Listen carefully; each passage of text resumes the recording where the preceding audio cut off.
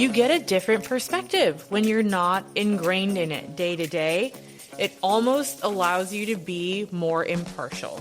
You can spend a huge amount of money on a full-time HR person, or you can get that same HR person for a few hours a week. Now that my focus is on fractional support, I have found that smaller companies and startups just don't typically need a full-time in-house hire. You get the benefit of somebody who's been there, done that repeatedly for a fraction of the cost, thus a fractional HR person. Welcome to Primal HR, real people, real talk, real HR. The human side of work from the people who live it every day. Here are your hosts, longtime HR leader Terry Smith and People First strategist Leslie Lulham. Welcome back, and thanks for joining us here at Primal HR Podcast. I'm here with my outstanding colleague, Leslie Lulham, our co-host, and my name's Terry. And today, we're going to be talking about differences, positives and negatives about fractional versus in-house HR leadership. I'm so excited to talk about this, as this is something that is very near and dear to both Terry and I, as people who have worked in-house and in a fractional capacity. Right now, we are both human resources consultants. I do human resources and biz ops. Terry has the largest wealth of knowledge of almost any HR person that I've had the pleasure of knowing. And oftentimes we get asked, HR, fractional or in-house? And you're going to hear answers across the board. There are merits to each. I will kind of kick off on my side with how I approach it and what types of clients I typically work with as a fractional HR versus an in-house. And Terry can share some more about what he's experienced, and then we can pull it all together here. So, my career experiences, working in startups and tech for the most part, some entertainment, yes, a couple of enterprise companies. And what I've seen is a lot of the larger companies do bring in-house HR, and they have full teams, and we can unpack how many HR per person a company needs. That is a age-old debate, I will say. But now that my focus is on fractional support, I have found that smaller companies and startups just don't typically need a full-time in-house hire. HR is expensive. I'm not gonna lie. Fractional is much cheaper. In fact, when I'm consulting with companies or even pitching my company to other companies, I don't even go in with a part-time option. I'm usually targeting people 10 to 50 employees. They're either just getting their HR set up. In those cases, it's a lot of work at the beginning, and then once your systems are set up, it runs, it's fine. Or they need someone in to come help manage it. And usually for me, I've found for smaller employers, that's around 5 to 10 hours per week. Now, are there times when we have to go over? Yes, I always discuss that with my client first. I am not in the ilk of sneaking hours onto my invoices. That said, a lot of HR consultants also partner with larger companies. When I was at another company, we had HR consultants that we worked with because, hey, when you have employees in many, many states, not one single person can be an expert in all of the things, and you do need that backup. I also just met a wonderful, wonderful woman who does HR, and she's a consultant, and she focuses on very large companies and will go in and help with the people strategy, et cetera, et cetera. And at least in my experience, having worked kind of in an in-house and now out-of-house capacity, you get a different perspective when you're not ingrained in it day to day. It almost allows you to be more impartial and less biased because you're coming in over the top and you can kind of see things for what they are versus kind of getting your own feelings tied up in things, which, again, as we talked about in the HR is not the villain episode, we have thoughts and feelings, and we love the people that we work with too. So sometimes having that consultant layer is very, very helpful Not to mention, you just save a bunch of money. What I have noticed about fractional work is the trade-off of cost and benefit. What I mean by that simply is when I talk to clients and potential clients, I talk to them about the notion that, look, you can spend a huge amount of money on a full-time HR person, or you can get that same HR person for a few hours a week, and it doesn't cost you any much more than it would to, say, hire somebody as an admin assistant. And in fact, what you get is the wisdom and background and experience. In my case, I can talk to them about working in Fortune 500 environments, working in startups, working in mid-caps. I've been through all of those environments in a wide variety of different industries.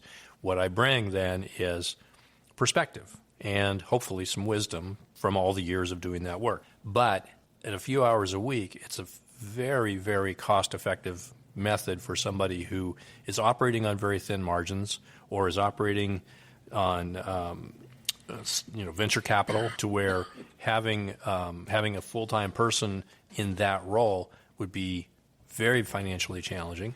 But having somebody that you can go to for advice and support and programming is a very reasonable process. So what I found, as I've said, is that the cost-benefit analysis is kind of a slam dunk. You get the benefit of somebody who's been there, done that repeatedly for a fraction of the cost, thus a fractional HR person. I've also had the opportunity to, as Leslie has pointed out, be a consultant alongside other HR people, and that is always valuable from the standpoint that hopefully that individual is learning something from me, and ideally I'm still learning things from them as well. It's an ongoing process, particularly for small businesses, and this is how I like to frame it. The small business that is going from being the entrepreneur and maybe their significant other, their partner, maybe a brother or sister, and maybe the guy next door helping out from time to time, to, we have enough business now that we actually need to hire some people. How do we do that? Well, not only can somebody in a fractional role help you figure out how to do it, but also help you figure out what the story is that you're going to tell to these people that you don't know who they are yet, and you're not even sure if they're going to want to come to work for you, but you want to really, really make it enticing for them to join. So you need to come to the table with a very good story. A consultant can help you build that story, and it's particularly the story not of your business or your product or your service, but of what it means to work for you, what you expect as a leader, how you operate. We often define culture as how things get done around here, and that's exactly what you want to be able to bring to the table. That consultative person can help you with that. I just had to jump in when you said culture. My first instinct was to yell pizza parties. Culture is more than pizza parties, but one thing that I think is also interesting is when you're talking about a growing company or a company that's looking to go from 0 to 1, right? You're going to hear two things. These are different things, so I have two separate points to make here. One, they want to go hire like the big fancy HR person or the big fancy biz ops person in my case as well. And listen, they're expensive. A, we all know they're expensive.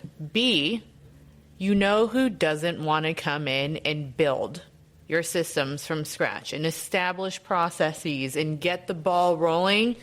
Those super fancy, expensive C-levels. We need them. They come in, they scale companies, they grow companies, they put long-term vision, they know how to deal with hundreds, if not thousands of people in an org. But if you come in and say, hey man, I need you to establish a handbook and also implement an ATS with an HRAS and get everything rolling from ground zero, they're going to be like, no thanks, pass. What you'll likely hear is, don't you have people to do that? Because they do, more often than not.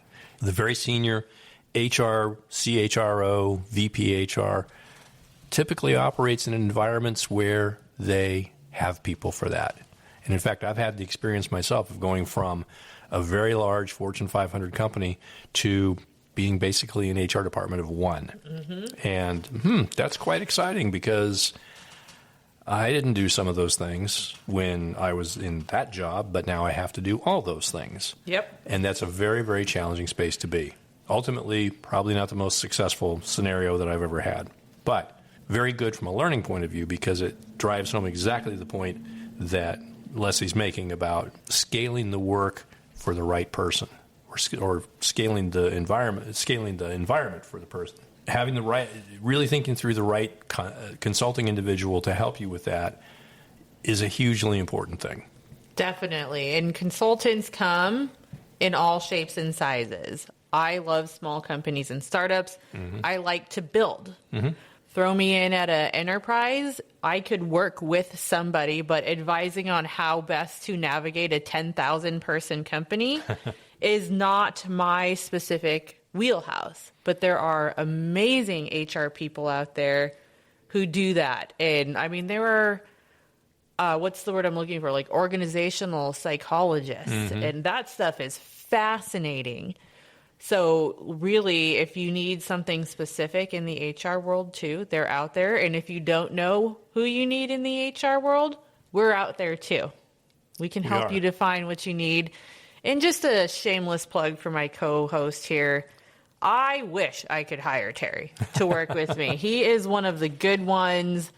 He has all the experience, a level head, and he loves the people. Oh, you're way too kind. Thank you. That's very, very kind of you. But you want to know more? Reach out to us. Hello at primalhrpodcast.com. We'd love to hear from you. We'd love to talk more with you about these kinds of things. Are you a small company that is looking to make that next step forward?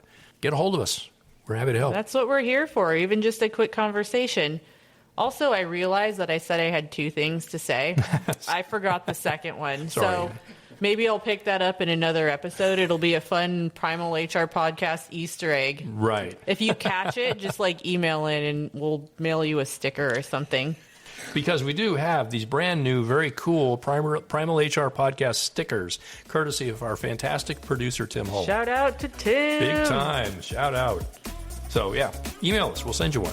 All right, everyone. We have one final episode for you this season. And I think you're going to love it because I'm biased and I'm not sorry.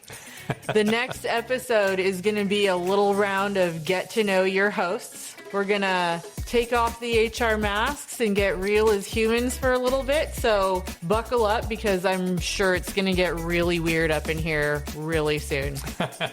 Amen. Thanks, everyone. If you have questions or topic ideas, we want to hear from you. Email us at hello@primalhrpodcast.com. Stay connected with us on social. We're at Primal HR Podcast everywhere. You've been listening to Primal HR. Follow us wherever you get your podcasts. Join the conversation on LinkedIn, Instagram, and Facebook at Primal HR Podcast. Show notes and more at primalhrpodcast.com. Got a topic or want to join us on the show? Reach out. Our email is hello@primalhrpodcast.com. We'll see you next time.